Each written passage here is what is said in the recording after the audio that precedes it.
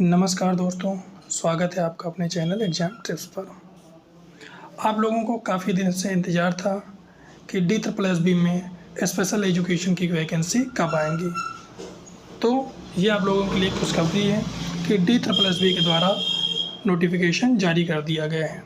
अगर हम बात करें कि इसके फॉर्म कब से भरे जाएंगे, तो ये 16/6/2026 यानी 16 जून से इसके फॉर्म भरना शुरू हो जाएंगे दोपहर से यानी 12 बजे से। अगर हम बात करें कि फॉर्म की लास्ट डेट क्या होगी, तो जो closing date of submission for online application तो वो है 15/7/2026 यानी 15 जुलाई 2026 तक इसके फॉर्म भरे जाएंगे। अब हम बात करेंगे कि कुल कितनी पोस्टें हैं इसमें। तो हमारा चैनल है स्पेशल एजुकेशन का, इसलिए हम बात करेंगे सिर्फ स्पेशल एजुकेशन की। तो अगर हम यहाँ पर देखें कि स्पेशल एजुकेशन यानी TGT में स्पेशल टीचर की कितनी वैकेंसी हैं, तो 163 वैकेंसी हैं। अगर हम बात करें प्राइमरी में, तो स्पेशल एजुकेशन की जो प्राइमरी में वैकेंसी है वो कितनी है, 450 वैकेंसी हैं। कैटेगरी वाइज भी अभी हम देख लेंगे और इसके बाद हम इस पर सिलेबस पर भी चर्चा कर लेंगे कि सिलेबस में क्या क्या आने वाला है। तो अगर हम आगे बात करें कि जो TGT है special education teacher, post code याद रखेंगे क्योंकि पोस्ट कोड के अकॉर्डिंग हम ये अभी सिलेबस पे चर्चा करने वाले हैं। तो अगर हम इसमें बात करें तो अभी हमने बताया था इसमें जो टोटल पोस्ट हैं वो 163 हैं यानी 163 हैं, जिसमें अनरिजर्व कैटेगरी के लिए 135 हैं और OBC की इसमें कोई सीट नहीं है, SC की इसमें 19 सीटें हैं, ST की भी यहाँ पर कोई सीटें नहीं हैं, EWS के लिए 9 सीटें हैं। इस प्रकार से जो टोटल पोस्टें हो जाती हैं वो 163 पोस्टें बन जाती, बाकी कैटेगरी वाइज भी यहाँ पर दी गई हैं। अगर हम इसमें बात करें क्वालिफ़िकेशन की, तो इसमें आपका BEd स्पेशल एजुकेशन होना चाहिए या फिर BEd अगर आपने जनरल भी कर रखा उसके साथ साथ आप 1 year diploma in special education, यानी अगर आपके पास BEd है बहुत बढ़िया स्पेशल एजुकेशन में, लेकिन अगर आपने जनरल BEd कर रखा है लेकिन आपको उसके साथ साथ क्या है, अगर 1 साल का डिप्लोमा इन स्पेशल एजुकेशन कर रखा है तब भी आप इसमें एलिजिबल होंगे। इसके साथ साथ आपको ग्रेजुएशन तो चाहिए ही, TGT में ग्रेजुएशन प्लस BEd होना चाहिए। अगर आपने BEd जनरल में कर रखा है उसके साथ साथ 2 साल का स्पेशल एजुकेशन में डिप्लोमा कर रखा है तब भी आप इस फॉर्म को भर सकते हैं। कहने का मतलब आपने अगर नॉर्मल BEd कर लिया है और आपने DEd कर लिया है 2 साल का स्पेशल एजुकेशन का डिप्लोमा, तब भी आप इस फॉर्म को भर सकते हैं। अगर आपका BEd जनरल है with post graduate professional diploma in special education, तब भी आप जो है इस फॉर्म को भर सकते हैं। अगर आपने BEd special education and post graduate professional certificate in special education, तब भी आप इस फॉर्म को भर सकते हैं। PG diploma in special education, तब भी आप क्या कर सकते हैं, MR, तब भी आप क्या कर सकते हैं, इस फॉर्म को भर सकते हैं। अगर आपने PG diploma in special education multiple disabilities physical and neurological, तब भी आप TGT के स्पेशल एजुकेशन टीचर की फॉर्म भर सकते हैं। उसके साथ साथ अगर आपने ऊपर वाली ये क्वालिफ़िकेशन नहीं, अगर आपके पास है PG diploma in special education locomotor improvement and cerebral policy, तब भी आप ये फॉर्म भर सकते हैं। बाकी आपके पास secondary level teacher training course in visual impairment, senior diploma in teaching the deaf, BEd in visual impairment, अगर इनमें से आप कोई भी योग्यता रखते हैं तो आप TGT स्पेशल एजुकेशन का फॉर्म भर सकते हैं। उसके साथ साथ आपको क्या चाहिए, आपको चाहिए CTET यानी qualifying in central teacher eligibility test यानी CTET, जो CBSE कराता है, आपका वो भी पास होना कंपलसरी है। उसके साथ साथ आपका जो है RCI में रजिस्ट्रेशन होना चाहिए यानी registration with rehabilitation council of India, यानी आपके पास स्पेशल BEd होना चाहिए, CTET भी होना चाहिए, ग्रेजुएशन भी होना चाहिए और आप RCI में रजिस्टर्ड भी होने चाहिए, तभी आप।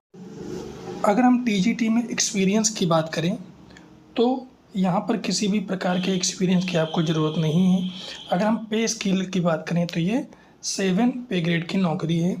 अगर इसमें हम एज लिमिट की बात करें तो 30 साल से ज़्यादा नहीं होनी चाहिए, जबकि जो गवर्नमेंट सर्वेंट है उनको 5 साल की छूट दी जाएगी, यानी केंद्र सरकार के नियमानुसार ऐसा इसमें साफ साफ बताया गया है। अगर हम आगे बात करें स्पेशल एजुकेटर प्राइमरी की, इसका पोस्ट कोड है 44/26। पोस्ट कोड के हिसाब से अभी हम सिलेबस पर भी चर्चा करेंगे कि आखिर सिलेबस में क्या क्या दिया गया है। अगर हम यहाँ पर टोटल वैकेंसी की बात करें तो 450 हैं, जिसमें अनरिजर्व कैटेगरी की 184 वैकेंसी, ओबीसी की 121 वैकेंसी, एससी की 67 और एसटी की 33 और ईडब्ल्यूएस कैटेगरी के लिए 45 वैकेंसी दी गई हुई हैं, जबकि PWBD की यहाँ पर भी वैकेंसी दी गई हैं, इसे भी आप देख सकते हैं। अगर हम एजुकेशनल क्वालिफ़िकेशन की बात करें तो आपके पास 12th पास, उसके साथ साथ D.Ed स्पेशल एजुकेशन होना चाहिए 2 साल वाला।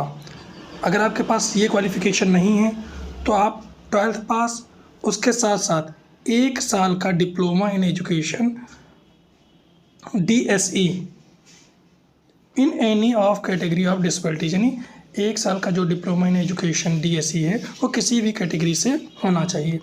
अगर आपके पास ये भी नहीं तो आपके पास diploma in community based rehabilitation यानी DCRB with 6 months certificate course in education of children with special need का डिप्लोमा होना चाहिए, तब आप ये फॉर्म भर सकते हैं। बाकी अगर आपके पास ये है या ये है, इनमें से कोई भी अगर क्वालिफ़िकेशन आप रखते हैं तो आप इस फॉर्म को भरने के लिए एलिजिबल होंगे। अब हम बात करेंगे यहाँ पर कुछ मेन पॉइंट्स के बारे में।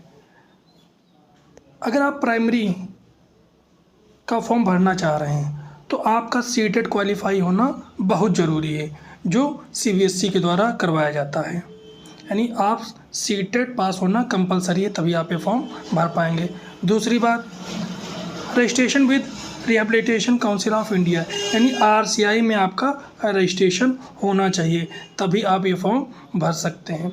यानी अगर हम प्राइमरी की बात करें तो आपके पास जो है इंटर होना चाहिए, D.Ed 2 साल वाला होना चाहिए, या जो उसके समकक्ष जो योग्यताएं दी गई हैं वो होनी चाहिए।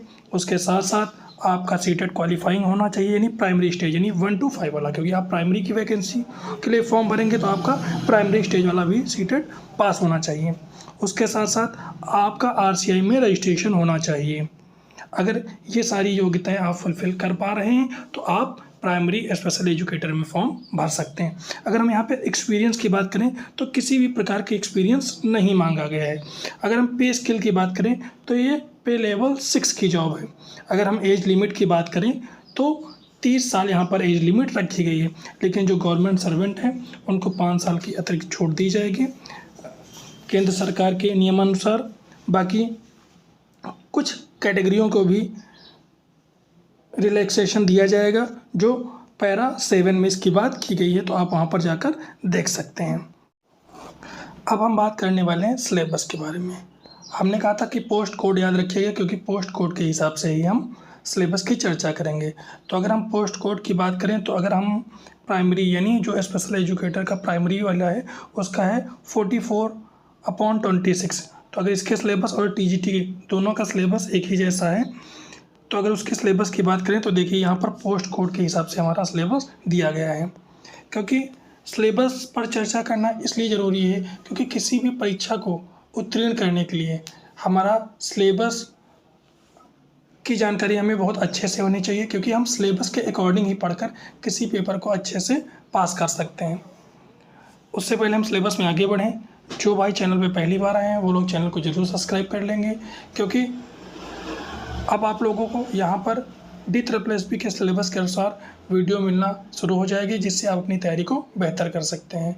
जिस प्रकार KVS के समय वो चाहे प्री हो या मेंस के समय आप लोगों को लगातार वीडियो दी जा रही थी टॉपिक वाइज, सिलेबस वाइज, ताकि आपका एग्ज़ाम अच्छे से हो और वहाँ से आपको कई सारे सवाल भी डायरेक्ट देखने को मिले। ठीक उसी प्रकार D++ में भी आपको टॉपिक वाइज वीडियो प्रोवाइड कर दी जाएगी, ताकि आप अपने एग्ज़ाम में अच्छा स्कोर कर सकें और उसे क्वालिफाई कर सकें। तो अगर हम सिलेबस की बात करें तो जो पेपर में जो आपको समय मिलेगा वो 2 घंटे का मिलेगा, जिसमें 200 प्रश्न आएंगे और 200 मार्क्स का पेपर होगा।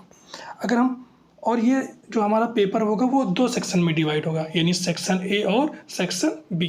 अगर हम सेक्शन ए के सिलेबस की बात करें तो वो MCQs फॉर्म में होगा, पहला पॉइंट। दूसरा point, MCQs of 1 marks each, यानी जो प्रत्येक क्वेश्चन होगा वो 1 नंबर का होगा। अब सिलेबस में क्या क्या होगा सेक्शन ए के, तो यहाँ पर होगा जनरल अवेयरनेस। दूसरा point, general intelligence and reasoning ability, यानी यहाँ पर GK और रीजनिंग और मैथ।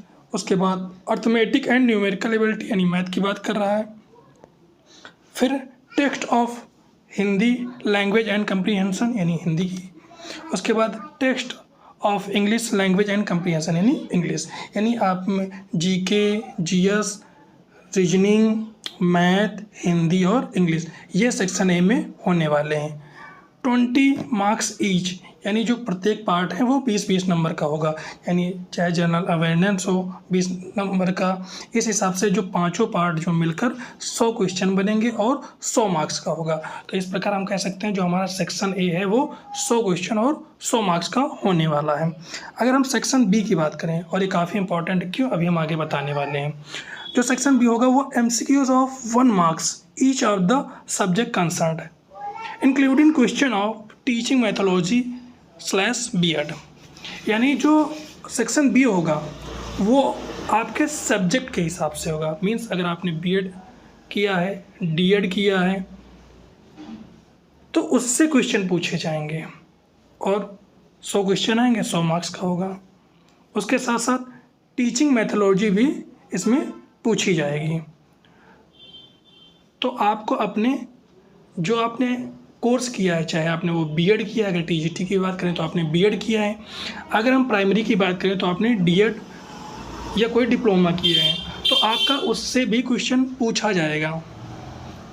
हम सेक्शन बी पे इसलिए जोर दे रहे हैं क्योंकि यहाँ पर नोट में देखिए साफ साफ लिखा गया है, in the TRE technical teaching examination scheme the mandatory minimum qualification marks will be applicable only in domain subject specification section B।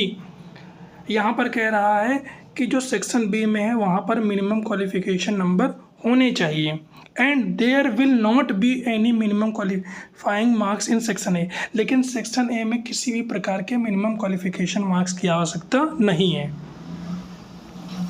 उसके आगे देखिए क्या कहा गया, how ever mandatory minimum qualifying marks criteria will be applicable on the cumulative marks secured in both the section. Further combined marks of the both section A and B will be recognized be preparing the final merit list।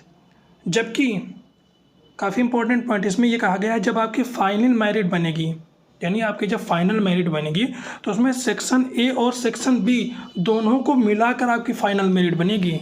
तो इसको ध्यान रखना बहुत ज़रूरी है। यानी section B में minimum qualification number की आवश्यकता है, सेक्शन ए में नहीं है, लेकिन जो आपकी मेरिट बनेगी वो सेक्शन ए और बी दोनों को मिलाकर बनेगी। इस चीज़ को ध्यान रखिएगा। तो अगर हमने सिलेबस की बात कर ली है TGT और PGT की, तो जो सेक्शन ए है वो सेम है, लेकिन जो सेक्शन बी है वो MCQs of 1 marks each of the subject concern including question on teaching methodology, जिसमें टीचिंग मैथोलॉजी और B.Ed या D.Ed आपने जो किया है उससे संबंधित आपके क्वेश्चन पूछे जाएंगे। ये भी 100 क्वेश्चन आएंगे, 100 मार्क्स का होगा, और जो सेक्शन ए होगा वो भी हमारा 100 क्वेश्चन आएंगे, 100 मार्क्स का होगा। इस हिसाब से जो हमारा पेपर टोटल बनेगा उसमें 200 क्वेश्चन पूछे जाएंगे, 200 मार्क्स के होंगे, और समय हमको मिलेगा 2 घंटे का। तो 2 घंटे मतलब 6 × 2 यानी 120 मिनट का समय मिलेगा भैया, जिसमें आपको 200 क्वेश्चन करना रहेगा। तो इस चीज़ को भी आप लोग ध्यान रखेंगे। तो ये जानकारी आप लोगों को कैसी लगी कमेंट में ज़रूर बताइएगा। बाकी अगर आप लोग चाहेंगे तो ये फॉर्म कैसे भरा जाएगा, यानी B.Ed जो टीजीटी वाला फॉर्म है स्पेशल एजुकेटर का या प्राइमरी टीजीटी का फॉर्म कैसे भरा जाएगा, उसके लिए एक पूरा प्रोसेस फॉर्म को भरकर बता दिया जाएगा।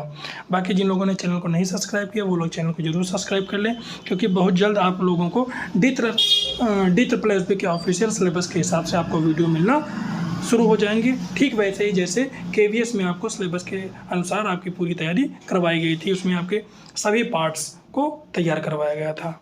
पूरा वीडियो देखने के लिए धन्यवाद। जय हिंद, जय भारत।